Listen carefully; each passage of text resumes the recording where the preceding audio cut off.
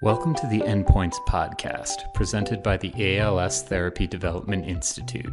I'm Jonathan Gang.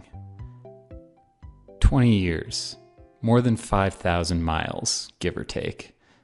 Thousands of riders, countless hugs, tears, and cheers from the side of the road. And, if everything goes according to plan, $10 million raised for research to end ALS. The Tri-State Trek has built quite a legacy over the past 2 decades, and there is no better time to celebrate it than June 24th to 26th, 2022, the year that will mark the 20th annual Trek, as well as the return to its traditional 3-day, 270-mile format. The Trek started back in 2003, with 16 cyclists pedaling from Boston to New York and raising $30,000 for ALS research along the way. Since then, it has grown to become the marquee fundraising event for the ALS Therapy Development Institute, with hundreds of riders each year raising hundreds of thousands of dollars to help end ALS. It's also become something of a family reunion, from the cyclists who return to ride year after year, to the volunteers who make the event run smoothly, to the supporters who show up to cheer everyone on. The event has fostered a strong community throughout its 20 years.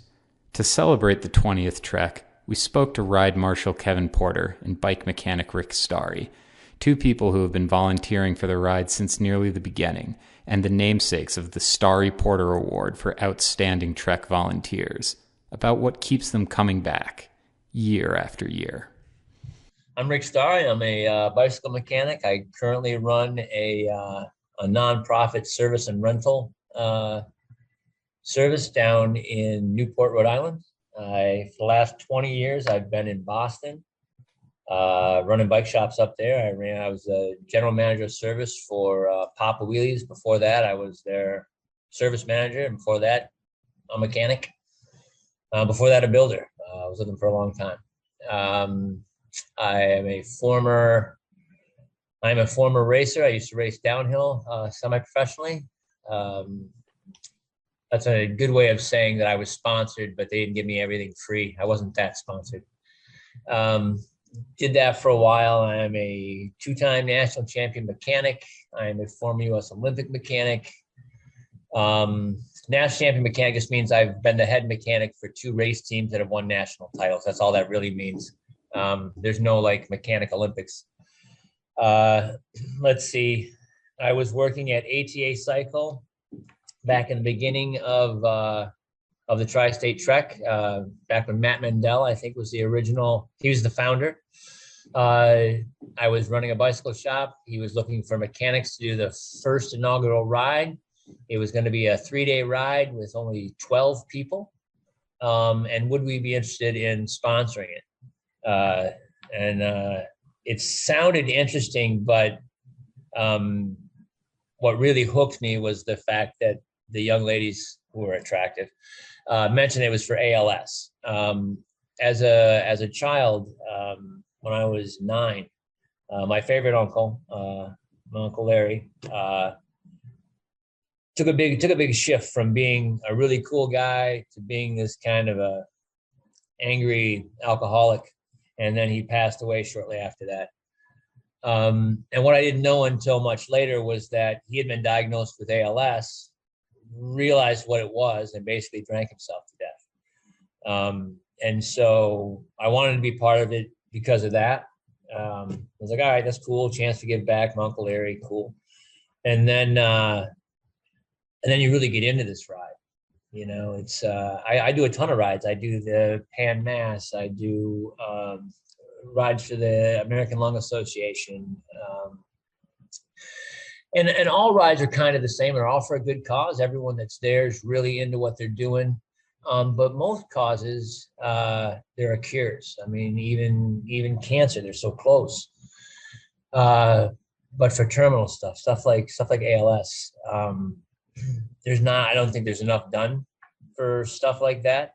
And the way it affects not only the people around them is to the nth level of what you got out of a normal ride. And it kind of blew me back. And I remember going home after the second year that we did it And I happened to be meeting up with my aunt. We were having a Christmas thing, and I happened to mention to my aunt Deb that I was doing that, and it was because of Uncle Larry, and she lost it. So like my family pays attention to the ride and stuff now. It's an all around good cause, and that's how I got into it. And I've been there every single year. I was even there on the year that I wasn't there, which is the year we all did it online. Yeah, it's a great cause. It's a great cause. It's great. It's just great. Unlike Rick, Kevin Porter didn't have a personal connection with ALS before joining the Trek family, but like many others who came primarily for the bike ride at first, it soon became much more personal. The first Trek was really historic, and I have problems remembering names and whatnot, dates, things like that. But I met some people who were afflicted with ALS. So many people take their last bike ride because they don't expect to be physically capable of doing the ride again. It seems to be two groups of people who have lost someone, people who are related to somebody who's recently diagnosed. And this is a gesture of support, of memoriam. There are two different goals on behalf of all these riders. So this first ride, I encountered a lot of the people who made the kind of deepest impression on me and what ALS is all about. And the people who, are involved in trying to find a cure or an effective treatment. My connection to the people who have taken their last ride, that's what kind of turns my head, because initially to me, this was just like a free vacation kind of thing. And I used to tell people that when they said, "What's your connection?" Well, I don't have a connection. It was kind of an embarrassing thing until it started to present itself to me, my connection to the ride. It started with helping people who are taking their last ride. Well, before that, with people who want to do that ride, people who have never been on a bike before, show up day one, and they're pretty much like, "Don't tell me anything." And then they get to the first hill outside of Wellesley, and you start rolling up on them, and they're like, "Hey, listen, how do I shift my gears?" And things like that start to happen, and my role presents itself. The road is kind of like a teacher. The Tri-State Track is a teacher for all parties concerned. Both Kevin and Rick have been around since nearly the beginning. They both say the Trek has grown a lot since the ride started, but the spirit has stayed the same, and that has kept them coming back. Well, it was a lot easier to remember bikes when there were 12 people rather than 250. But basically, I think that it's also interesting because I've done the Pan Mass for a lot of years, but I go there because I'm asked to. I would come here if I wasn't asked to, but I feel like with the Pan, not talking anything bad about another ride, but you lose track. There's no it's so big that there's almost no way to make that personal. But because I've been here since day one, I know basically everyone who's ever run this ride. In order to ride the ride, you have to have your bike checked out by either me or one of my 5 mechanics before the ride. Like, you come in the day before, we check it out, even if you just had a tune-up. And because we do it that way, we have less problems going down the road. It's a much more rideable ride. And in our 20 years, we've never had anyone not finish because of mechanical. I usually bring a couple extra bikes anyway. But it's because I probably have a different view because I've grown with it. But I mean, I could almost tell you everyone's name and what their bike is and what their problem is and which year they gave me the most hard time with their tune-ups. Like, "Oh man, this bike's terrible this year." And so that keeps coming back as well. Like, and how has it changed? I don't know. It feels the same to me. It's bigger, but it feels the same. But I'm not lost in the minutia the way I am in some of the bigger rides. I think that we've developed the most competent, skilled, and knowledgeable group of ride marshals, support staff, medical personnel, operational administration, cooperation amongst city and town officials, and the energy on the side of the road has grown. People come out and sit in their yards and watch the people and cheer them right down to the last rider. People will stop you at a convenience store and say, "You're on the trek. You know, I have a relative who's just diagnosed." It's just grown an outpouring of emotion and sharing of the experience over the years. Through the years, Kevin and Rick have seen a lot and forged some deep connections with the Trek family who have made the event so special for them. Yeah, my very first memory, like I said initially, it was just a trip. I'm getting a free vacation, and it's something that, I'm not gainfully employed. I don't really know anybody who is. So raising that money is quite an undertaking. And, for somebody who had no prior information and no personal motivation to go and pursue that money, certainly I wanted to make myself useful. And things presented themselves to me. Like the first time we stopped, there's a whole group of people kind of stopped, and I'm like, "What's going on up ahead? What's the holdup?" And somebody said that Daryl P. Goss, was having a breathing distress, and they began to explain to me what was happening, why we were waiting, because that was going to be his last ride. That was going to be his last ride. So now every single trek, when I roll up on that stone wall, I stop and I take a picture. Nothing has happened except the yard's a little more manicured. People ride by like, "Oh, we're going this way. We're going this way." And I just yell out, "Daryl P. Goss," Favorite memories, man. I love the time with my mechanics at night. Like I enjoy doing this stuff during the day. I like meeting all the people, but my favorite time is like 1 a.m. when we still got like 4 or 5 bikes left to tune. We have to be up at 5 a.m. And we're trying to figure out who gets to go to bed early, who's got to stay up and pound it out. I really like those things. One of my best friends in the entire world, Lindsay Watkins, I proposed to her on this ride in front of everybody. That's a pretty awesome thing. We didn't quite see it to fruition, but she's still one of my best friends, and she's good friends with my wife. I am married now, so I like the people I've met. I like the friends I've met. I've liked actually my current wife. Oh my gosh, it sounds terrible. I met her on the ride. She used to run the medical end of things for the first few years. Wow, I had forgotten that. Yeah. So there you go. That's me in a nutshell. The past 2 years have been unique in the Trek's long history.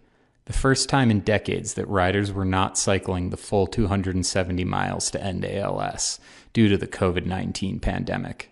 The event went fully online in 2020, and in 2021 was held as a one-day, 100-mile ride. Like so many others in this community, Rick says missing the full trek for 2 whole years was really tough. When I started doing this and I started handpicking my mechanics, I picked my friends. I picked guys that worked for me at shops. So they're all like real mechanics. They're all tied in, but they're also guys that I, would go mountain biking with every weekend. So it's all my friends. And as we've gotten older, there's probably some in my 50s now. They live in different sections: Vermont, Montana, Utah, Pennsylvania, and we all get back together for this thing. So like that's a really huge thing. And 2 years ago, I didn't get to see him. And last year it was just me and a couple of my guys. All of us couldn't be there because of the pandemic and everything. So this year we're looking to get the band back together, as it were. I'm really looking forward to that. I look forward just to seeing everybody and finding out who's still here and who's no longer with us. That's really the toughest part every year, especially for something like this, like ALS, like Lou Gehrig's disease. It's that's the tough part. That's the part I don't look forward to. But then again, it's great when you see like people like Steve that are still here, man. Like just like bucking all the odds. It's inspiring. And if they can do that, geez, what do we have to really complain about? Perspective is a really great thing that I get every year. And it's surprising that I get it every year. Like you think that I'd remember it from the year before, and I guess I do, but yeah, there's always that lump in the throat moment or two that you have on the trek every year. And I guess I look forward to that. It's a measure of me still being emotionally connected to the world, even with everything that's going on. So, on top of the pandemic, Kevin also had another obstacle in his way over the past year, a traumatic brain injury he suffered after being hit by a car. He says that the support of his friends from Trek was instrumental in helping him heal, get back on the bike, and return to Trek this year as the event finally returns to its 3-day, 270-mile format. I pulled up to a curb, foot down, a car just linebackered me and landed on my head, had a traumatic brain injury. So I'm going to say that changed my life. I want to thank everybody for caring so much about me and appreciating my small contribution. People have commemorated every single mile. I want to mention Emily Don't. She has sent me every piece of memorabilia. Somehow I haven't gotten everything. It's like, thanks a lot for being a marshal on the trek. A little book with little pictures in it. I have 20 years of people going like, thank you for helping us out on the trek. So I got to find some way of thanking people for turning and helping me out while I'm trying to help them out. So I'm pretty much humbled by the fact that people feel that my presence and my gesture here and there has meant so much to them and what they're trying to accomplish. So yeah, it's like, let me go in there and work harder. What can I do? Can I change a tire? Can I go get you a beer? Whatever it is, that's what I look forward to. With the full trek coming back, Rick says he's most excited to recapture the community spirit of the event in person. It's the community. It's the you're with everyone when you're there. You know what I mean? Like no one's unapproachable. No one's standoffish. You have a ton of laughs. You get to know people. You get to meet everyone from from one of my mechanics to the head scientist. He rides. You know what I mean? It's a very inclusive family affair. That feels good. It's like going to, it's I never thought about this. It's kind of like going to like a family reunion, and you go there like every year. And sometimes the family changes a little bit, but it's like going to a family reunion every year, especially Sunday afternoon. They've got the cookout. You've just busted your stones for 70 some hours straight. It's a good wind down. Yeah. Beyond just the community of those who ride, volunteer, and show up to offer support, both Kevin and Rick are also excited to get back to the Trek's core mission, helping to fund research to end ALS at ALS TDI. There's so much that's gone into making this ride, getting this ride where it is, that we tend to focus on the ride, and we all know that the ride's here to advance what we can do about this terrible disease. But but sometimes we forget who's doing all the work, the scientists, not even just scientists, just every aspect of TDI is all about giving back. It's all about finding a cure. It's all about moving forward. It's all about making other people's lives better in the end. Like when we win, that's a global win. It's going to be like the hugest thing. Wow, they stopped that. It's like polio.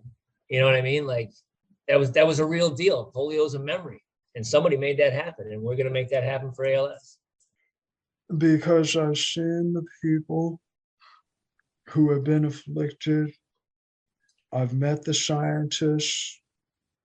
The people are doing honest diligence on behalf of people they care. It's a love-born endeavor. And that's what I want to help with. Like I said, everybody who is afflicted with ALS seems to get this starch, you know what, I'm going to stand up to this. I'm going to take it standing up. And it's been a deep example to me. It started out with my mom dying from a completely different illness. But she used to offer me a ride home from the trek. And I tried to explain to her, look at this. And then we started attending together those Saturday night gatherings. I think that gave her strength to face her own death. I think what I have learned is that profiling courage of the person afflicted. That's what I've learned that I want to live up to in every situation. To learn more about the Trek, go to tst.als.net. There, you can sign up to ride 1, 2, or 3 days, volunteer to help put the ride on, or donate to support ALS TDI's mission to find effective treatments for ALS. If you can't make the ride on June 24th to 26th, you can also help raise funds by signing up for the virtual trek to ride remotely. Non-cyclists can also participate by running, walking, swimming, or any other activity through the Trek Your Way. Thanks for listening, and hopefully, see you in June.